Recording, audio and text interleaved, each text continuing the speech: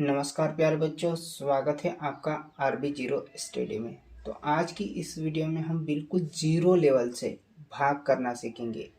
पहले हम एक संख्याओं का भाग सीखेंगे, फिर दो संख्या आ जाए तो किस प्रकार से भाग देंगे, फिर तीन संख्या आ जाए तो किस प्रकार से भाग देंगे, फिर कुछ इस प्रकार से कोई संख्या रिपीट होती हुई आ जाए तो किस प्रकार से भाग देंगे।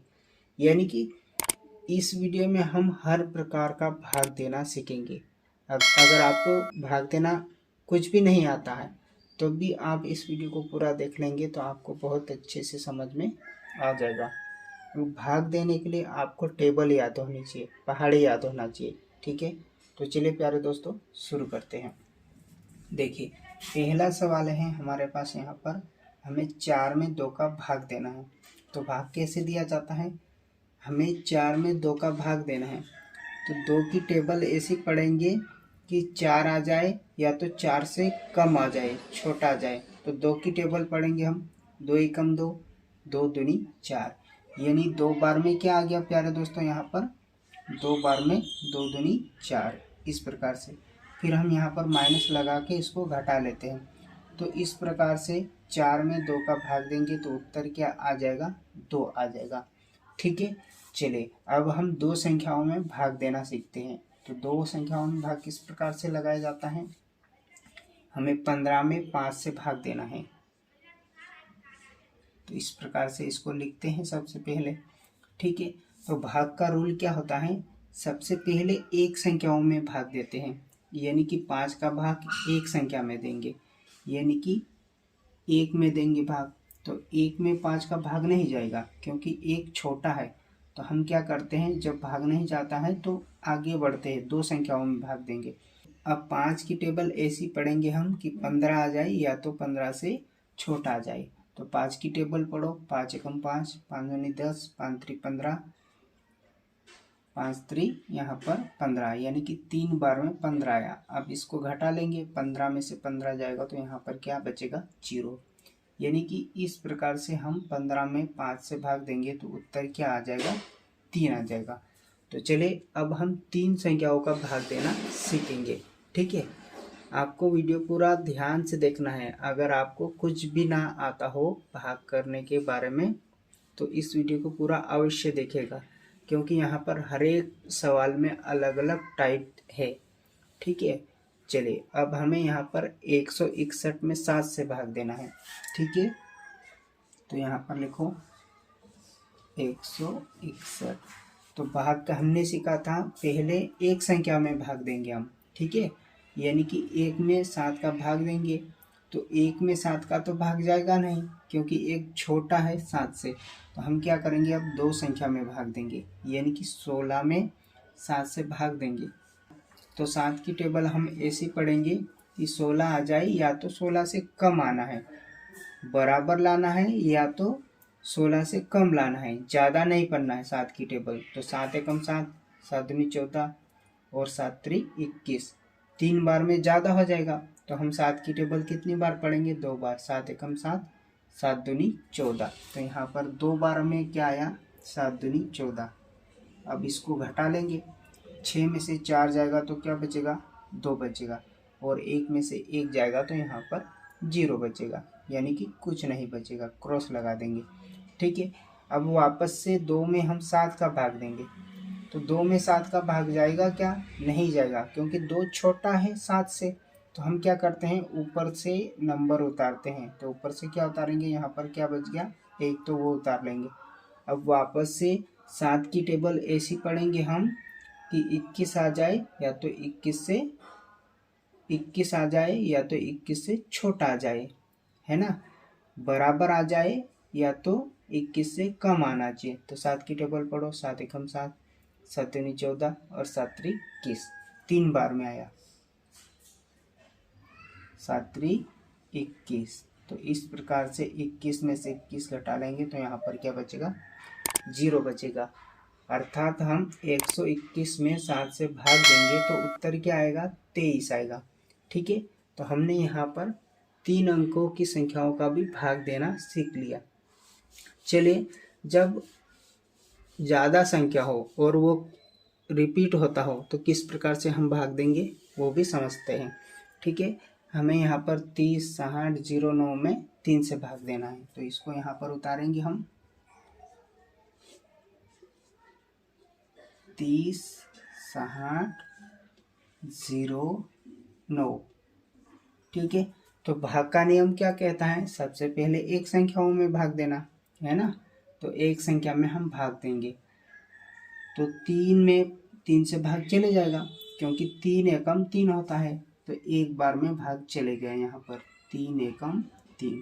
ठीक है, तो यहाँ पर हमने इस प्रकार से इसमें 3 में से 3 घटाएंगे तो यहाँ पर क्या बचेगा, कुछ नहीं बचेगा। ठीक, अब ऊपर से क्या उतारेंगे, यहाँ पर 0 उतारेंगे। ठीक है, हमने उतार लिया 0। क्या 0 में 3 से भाग जाएगा, नहीं जाएगा।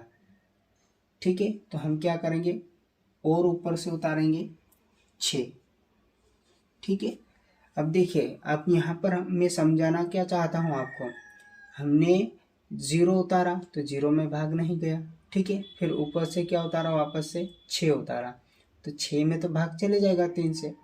लेकिन हमें यहाँ पर ध्यान क्या रखना है, जब हम ऊपर से 2 संख्या एक साथ उतारते हैं, ऊपर से 2 संख्या एक साथ उतारते हैं तो एक 0 यहाँ पर लगा लेते हैं, उसके बाद भाग देते हैं।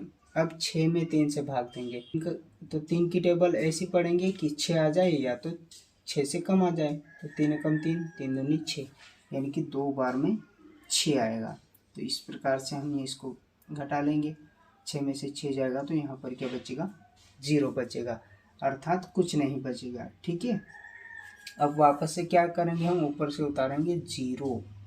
क्या 0 में भाग जाएगा, नहीं जाएगा, तो हम क्या करेंगे, और उतारेंगे ऊपर से 0।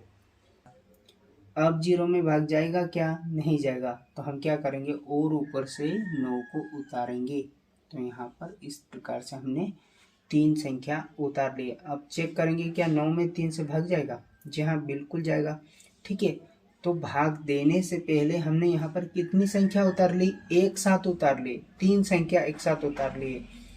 जब 3 संख्या एक साथ उतार लेते हैं हम, तो यहाँ पर 2 0 बढ़ाते हैं। ठीक है, अगर हम 4 संख्या एक साथ उतारेंगे तो यहाँ पर 3 0 एक साथ बढ़ाएंगे। ठीक है, तो हमने यहाँ पर 3 संख्या एक साथ उतार लिए तो 2 0 बढ़ा दिए।